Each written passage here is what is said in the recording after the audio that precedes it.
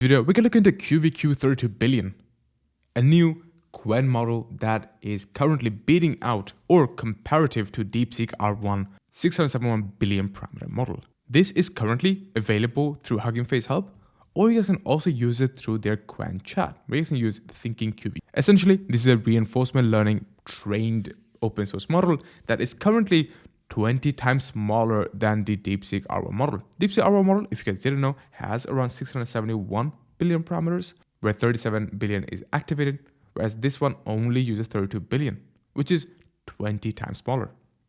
Now, if you guys look at the performances, this was benchmarked with mathematical reasoning, coding proficiency, and general problem-solving capabilities against Distill-R1 Llama, OpenAI O1 Mini, and Deepseek-R1 671 billion parameters, whereas the red one represents QwQ or QwQ.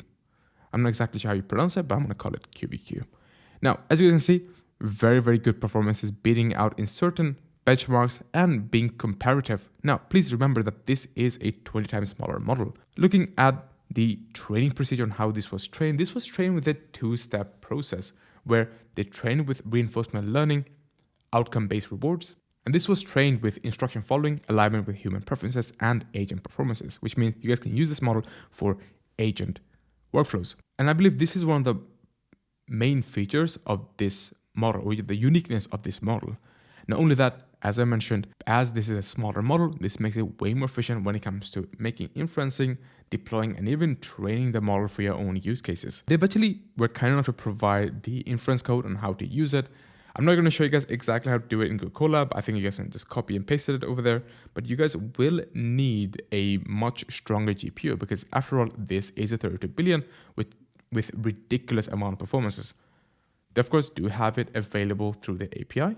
That is something you guys can also use. But one thing or certain things that I was missing from this blog post that they made is that they haven't really discussed much of the details on how they trained it. They do say they have a two-step reinforcement learning training procedure, but does that mean it is GRPO? Is it similar? How did they do it?